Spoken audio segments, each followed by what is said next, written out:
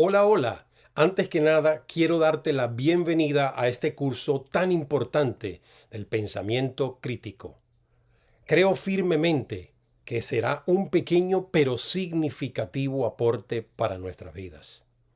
En cierta ocasión, alguien dijo, el cristianismo es único entre los sistemas de creencias en cuanto a la importancia que le concede al pensamiento racional.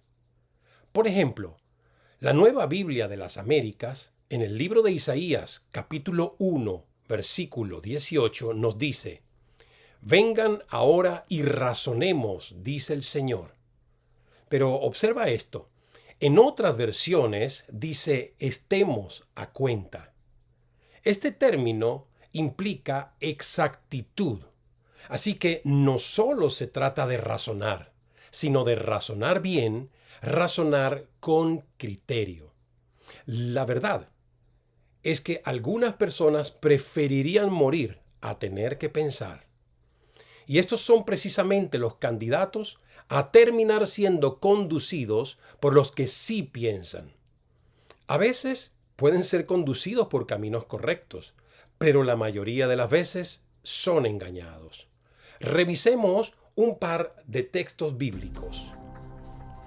Por ejemplo, en Colosenses capítulo 2, versículo 8, Pablo, el apóstol, nos dice, Cuídense de que nadie los cautive con la vana y engañosa filosofía que sigue tradiciones humanas, la que va de acuerdo con los principios de este mundo y no conforme a Cristo. Y el mismo Pablo nos dice en Efesios capítulo 4, versículo 14, Así que ya no seremos niños, zarandeados por las olas y llevados de aquí para allá por todo viento de enseñanza y por la astucia y los artificios de quienes emplean artimañas engañosas. Fíjense que en ambos pasajes se advierten peligros y encontramos razones por las que debemos pensar con criterio. La historia, a menudo, nos muestra los peligros y las consecuencias de no pensar críticamente. Por favor, presta mucha atención a las siguientes imágenes.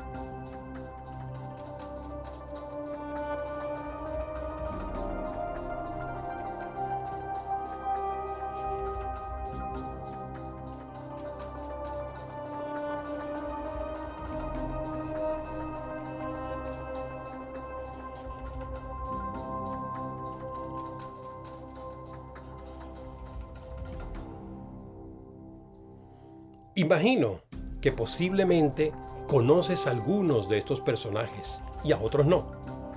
Pues me gustaría brevemente hacer un acercamiento a cada uno de ellos.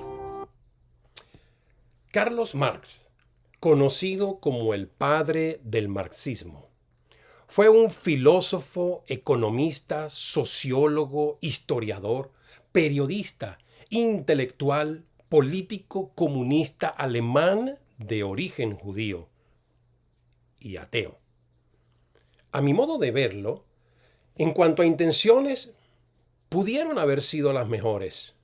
En cuanto a motivaciones, definitivamente las peores, porque estuvieron fundamentadas en sus desaciertos familiares y religiosos. En cuanto a títulos, pues ya se dieron cuenta, montones. Y en cuanto a consecuencias, años después de su muerte, sus ideas influenciaron a Lenin en la Unión Soviética, Adolfo Hitler en la Alemania nazi y a Mao Zedong en la República Popular China. Incluso, actualmente, a Fidel Castro y sus aliados en la República de Cuba.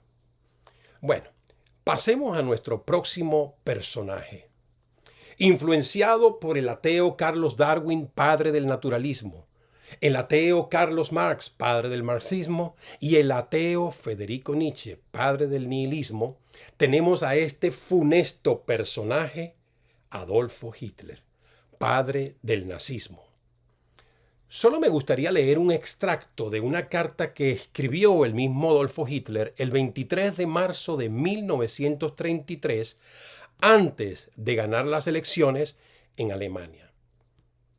Dice, las ventajas de índole política personal que pudieran resultar de compromisos con organizaciones ateístas no compensan ni con mucho las consecuencias que se hacen patentes en la destrucción de valores morales de todos. El gobierno nacional ve en las dos confesiones cristianas los factores más importantes para el mantenimiento de nuestro pueblo. El gobierno nacional respetará todos los compromisos concertados entre ellas y los países. Sus derechos no serán restringidos. El gobierno nacional respetará todos los compromisos. La preocupación del gobierno es la sincera colaboración entre la Iglesia y el Estado. El gobierno del Reich da suma importancia a sus amistosas relaciones con el Vaticano, viendo en el cristianismo el fundamento inamovible de moral y virtud popular. Diría alguien, ya right. Lo que es capaz de decir alguien para ganar adeptos. ¡Wow! ¿Cómo es posible que los cristianos pudieran darle su voto? Pues la falta de pensamiento crítico es la respuesta. Si tan solo hubiesen sabido que era un hombre influenciado por 3 ateos. A continuación, tenemos a Fidel Castro. Fue un político, revolucionario, marxista y abogado cubano.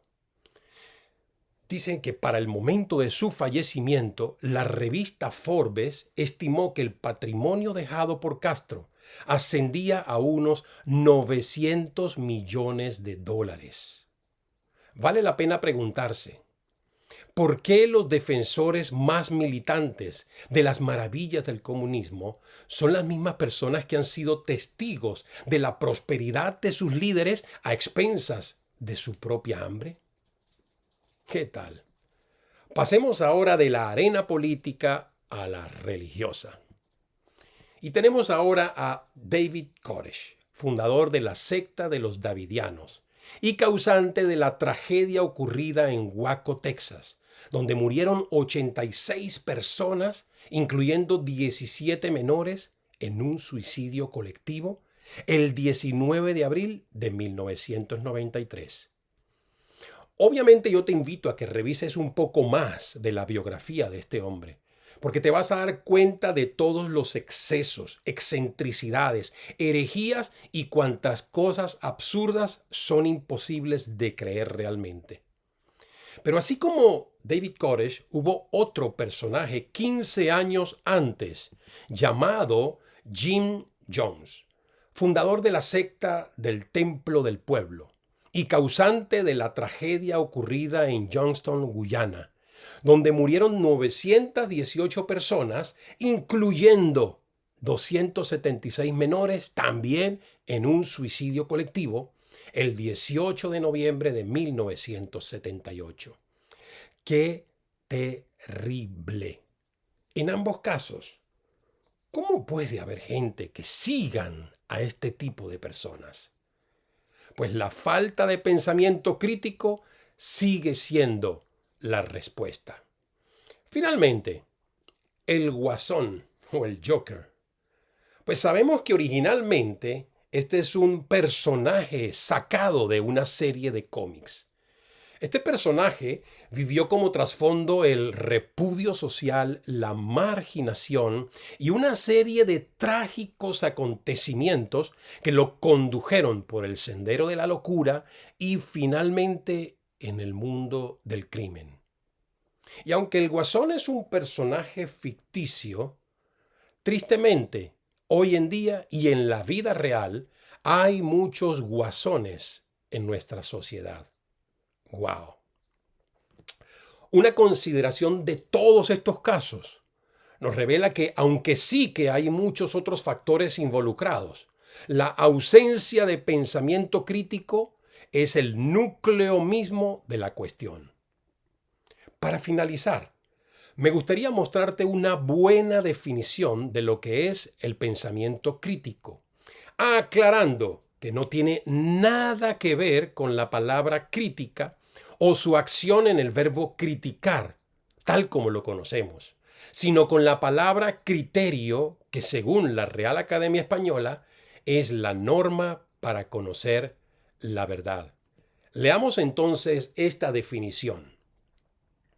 Término general que se da a una amplia gama de habilidades cognitivas y disposiciones intelectuales necesarias para identificar, analizar y evaluar eficazmente los argumentos y las afirmaciones de la verdad, descubrir y superar los prejuicios y sesgos personales, formular y presentar razones convincentes y para tomar decisiones razonables e inteligentes acerca de lo que se debe creer y lo que se debe hacer. Yo quisiera puntualmente subrayar habilidades necesarias para. Y yo quiero hacer énfasis en esto. Son habilidades que necesarias son para nuestra vida, para poder nosotros pensar críticamente. Primer punto, número 1. Habilidades necesarias para evaluar los argumentos y las afirmaciones de la verdad. La verdad es que estamos siendo bombardeados con argumentos antagónicos y con afirmaciones peligrosas. La meta aquí es evaluar. Fíjense que los profesores ateos, con sus afirmaciones hostiles hacia Dios, están tratando de minar la vida de los estudiantes, de convencerlos de la ineficacia del cristianismo. Familiares y amigos, por otro lado, tratando de persuadirnos de abandonar nuestra absurda fe, y las redes sociales y los medios de comunicación atosigándonos de tanta información que no somos capaces de procesarla ni verificarla. En segundo lugar, habilidades necesarias para superar los prejuicios y sesgos personales. A ver, sesgos, prejuicios y sus derivados, como los supuestos o la predisposición. La meta aquí es superar. Y es que hay una manipulación de la verdad, la conveniencia de la verdad o la distorsión de la verdad, que siempre van ligadas de la religión, la política, la clase social, la cultura o los gustos personales. En tercer lugar, necesitamos tener habilidades para poder formular y presentar razones convincentes. Pues la meta aquí es presentar. Debemos ser capaces de comunicar la verdad de la palabra de Dios con argumentos válidos, sólidos y coherentes. Esto es súper clave. Y con todo, algunos seguirán rechazando nuestras afirmaciones, pero su rechazo no se derivará de un análisis objetivo, sino subjetivo. En todo caso, dejemos los resultados a Dios. Y en cuarto lugar, tenemos que tener habilidades para poder nosotros tomar decisiones razonables e inteligentes acerca de lo que se debe creer y lo que se debe hacer. La meta aquí es tomar decisiones. Piensa esto. La vida está llena de opciones. Muchas de ellas son intrascendentes, pero hay muchas otras con la capacidad de tener consecuencias, sean buenas o sean malas. Por lo tanto, pensar críticamente nos puede ayudar a tomar decisiones correctas en la vida. A ver, para definir este punto, aquí en la definición que tenemos, me gustaría ir en retrospectiva un poquito. En estos mismos 4 puntos, ¿cómo podemos nosotros tomar decisiones razonables e inteligentes si primero no formulamos y presentamos razones convincentes?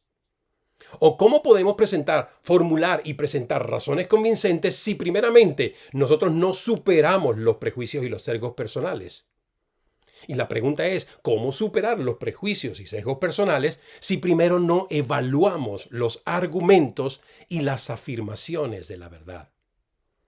Así que es un trabajo arduo, pero es un trabajo que va a traer muchos beneficios y resultados en nuestra vida. Bueno, habiendo dicho esto y habiendo compartido este pequeño preámbulo, yo particularmente te felicito por la decisión que tomaste de formar parte de este curso.